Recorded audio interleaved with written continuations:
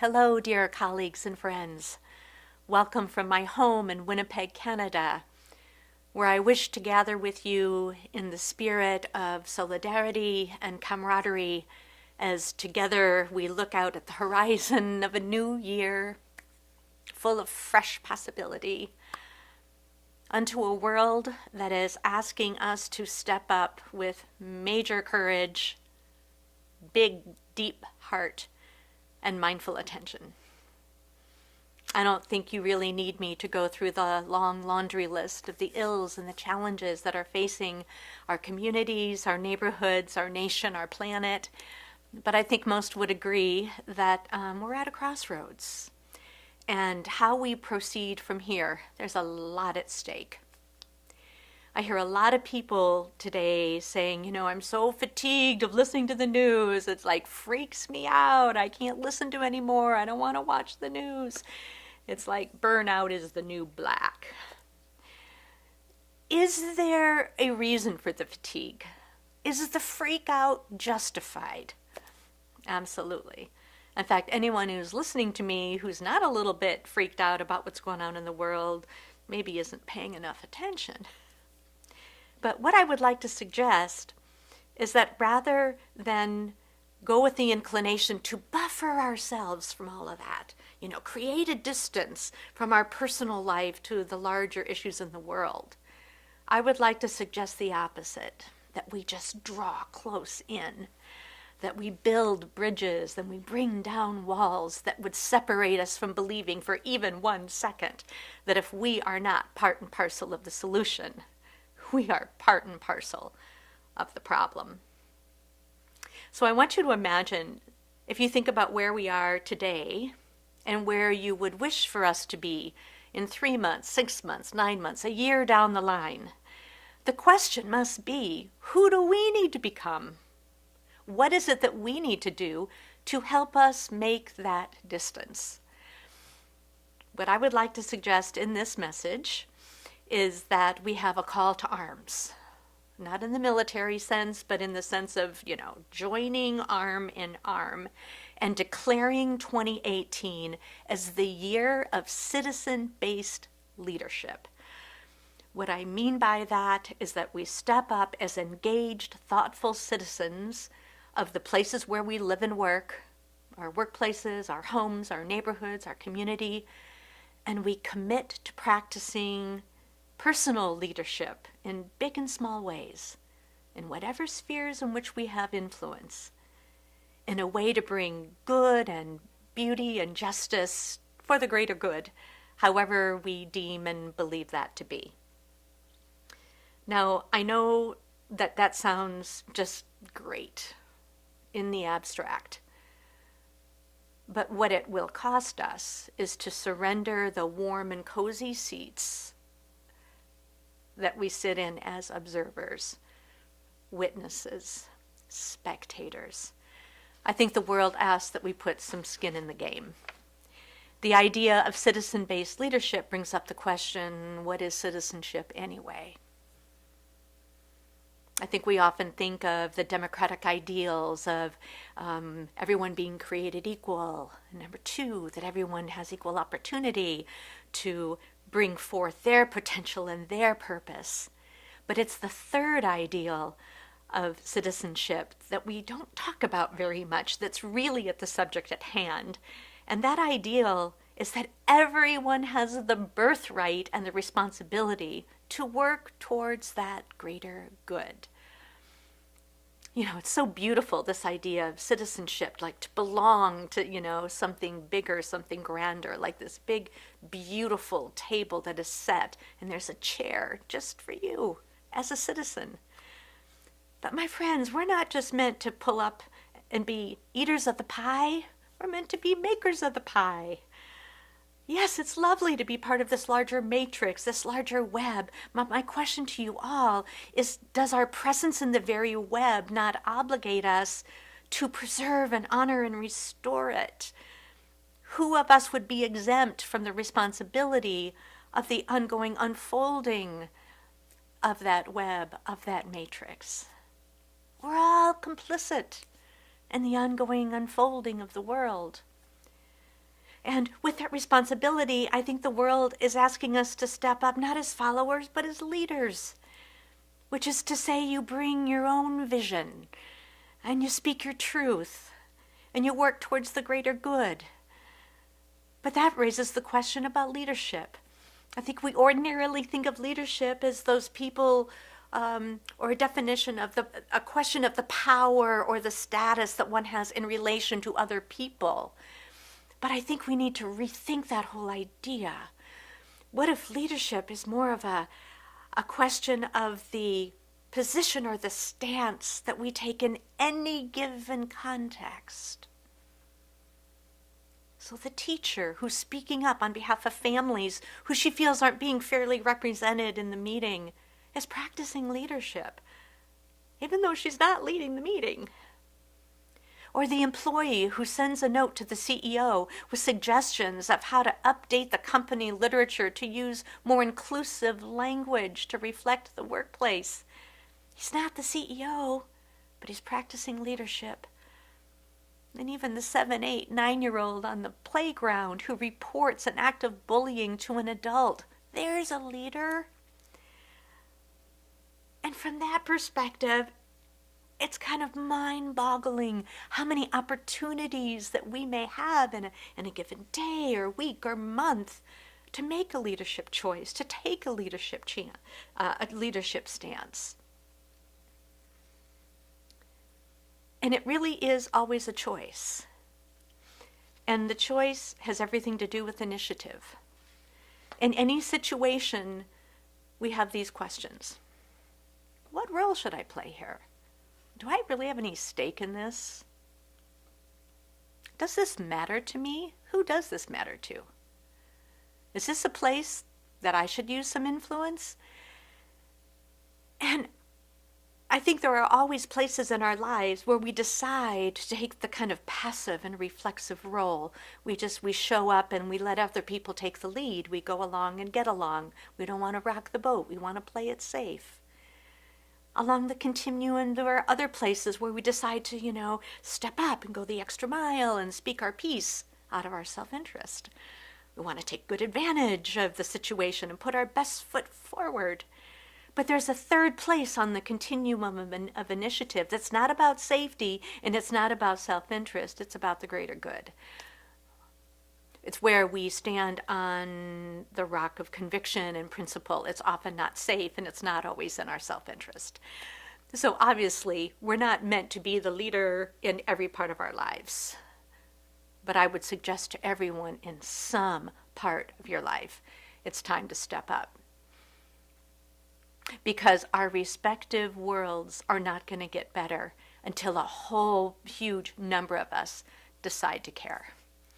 A different world cannot be made by indifferent people. We will create what we become and what we practice. If you want a tolerant, just, inclusive culture, we need to bring tolerance and inclusiveness and justice every day in big and little ways. So you may resist or you may embrace this idea of personal leadership, but I'd like to make you a promise. You can't avoid it. I'd like to tell you about a really cool training exercise that you can do. It's really easy to execute, but brings home a powerful point. You can do it with 20 people, 200, 2,000. You have everyone stand up and say, I'd like everyone to just look at 2 people in the room who you decide to follow. You're just going to follow them. No one knows who's choosing who. People are choosing you. Nobody knows. You're just looking at 2 people. I then say, we're going to get up and walk around, and in a minute, I'm going to walk up to one person, and I'm just going to put my hand on the shoulder of that person. And whoever I touch must go to the ground or sit in their chair. I then say, if either of the 2 people that you have your eye on, that you've decided to follow, sit, you too must sit. Everybody's got the rules. Everyone gets up. They begin moving around. I place my hand on one person's shoulder. The person sits down. And what happens?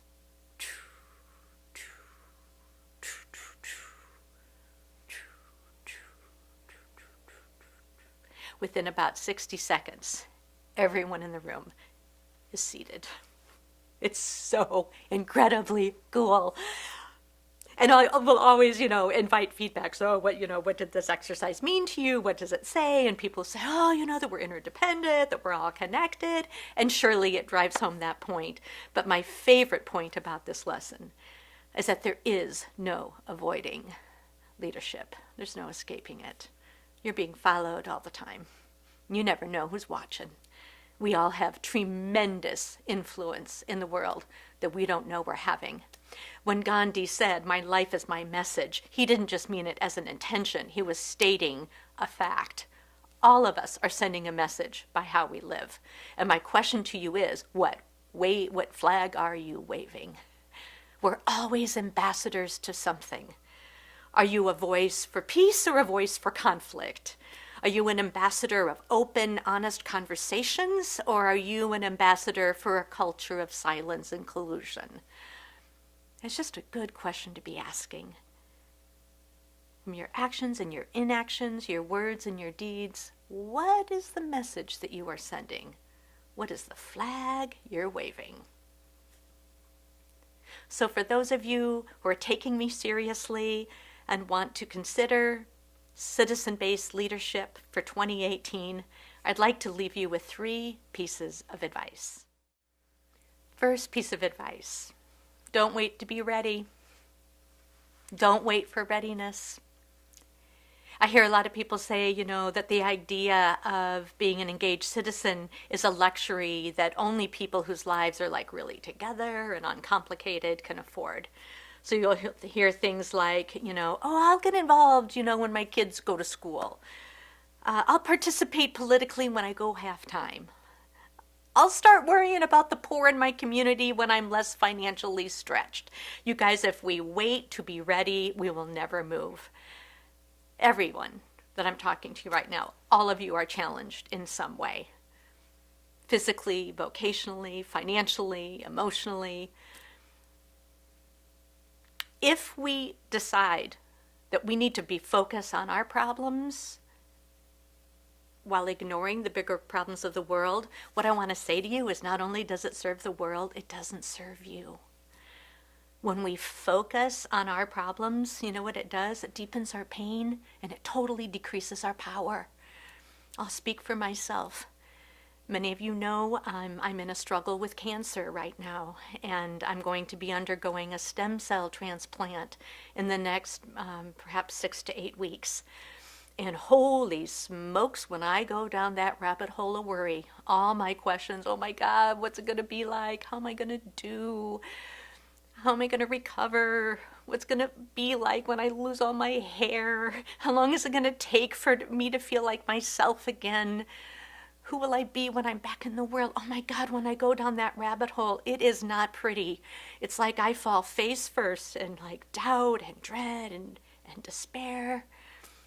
And I have found that the antidote for me is to get out of my own bubble, to take myself from the pinpoint of my own misery and to look at other things that are going on for other people in the world. And my friends, that places us in the circle of humanity, where everything we can imagine, from the very worst to the very best, is happening for someone in the world.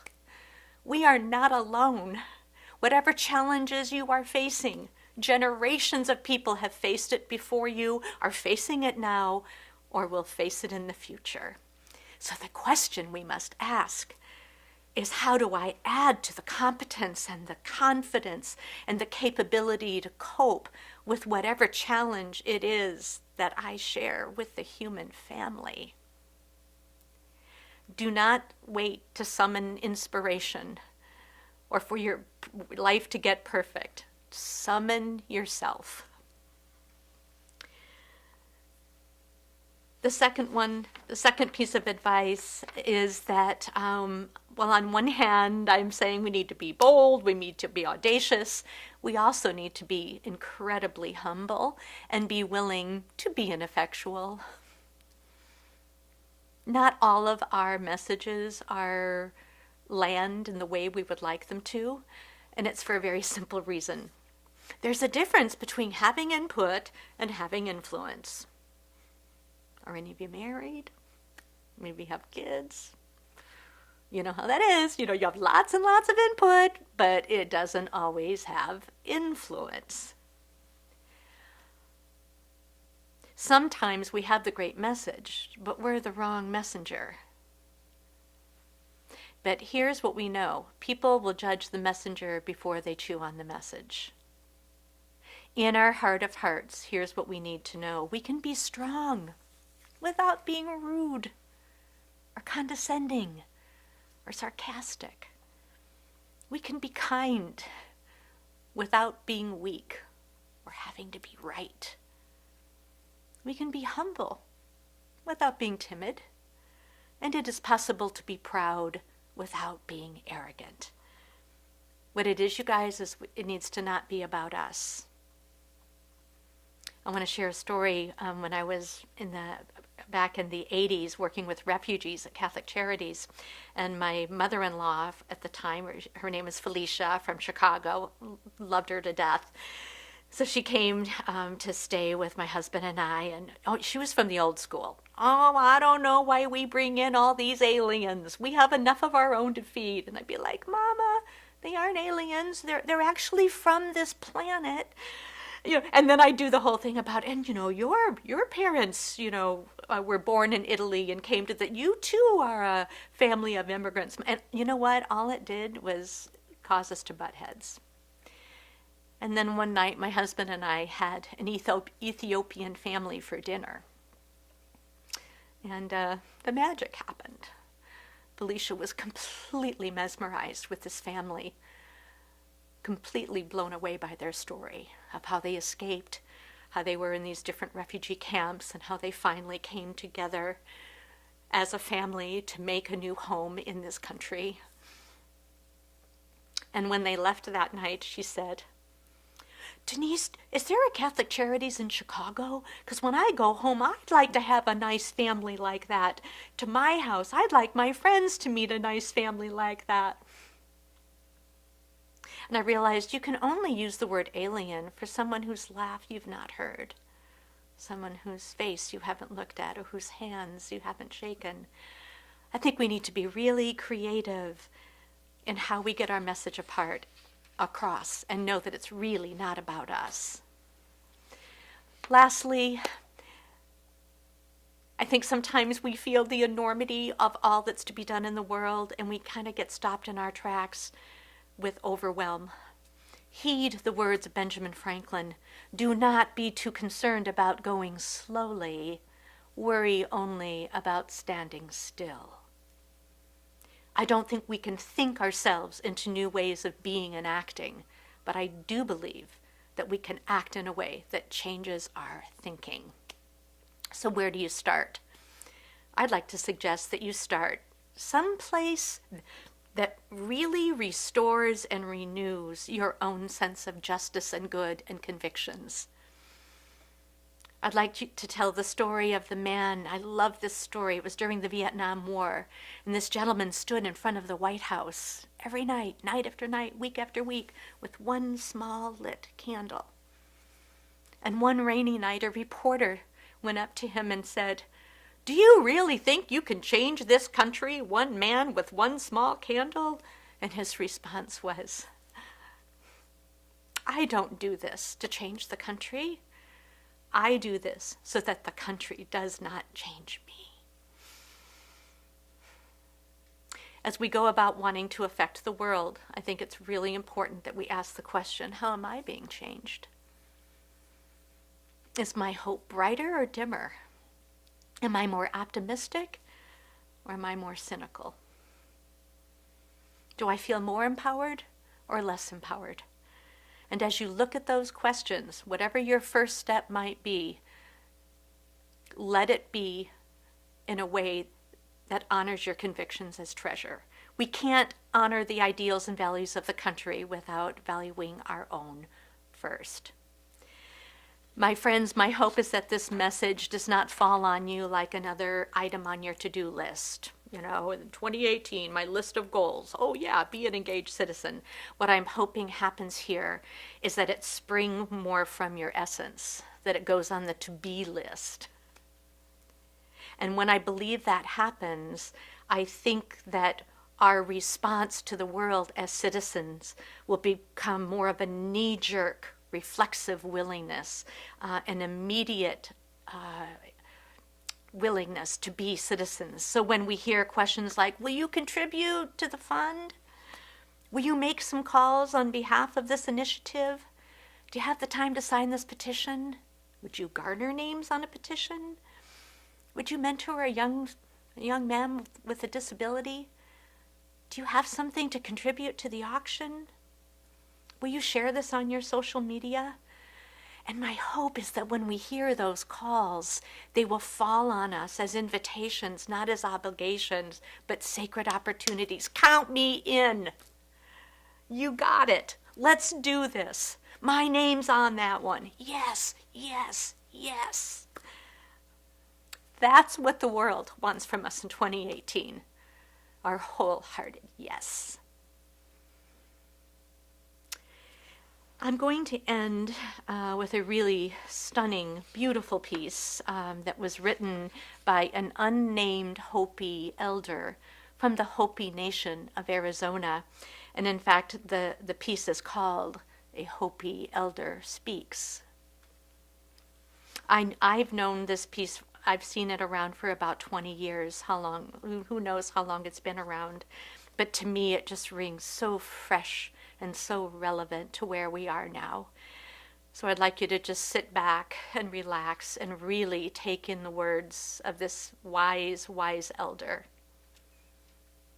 A Hopi elder speaks. You've been telling us that this is the 11th hour. Now you must go back and tell people this is the hour.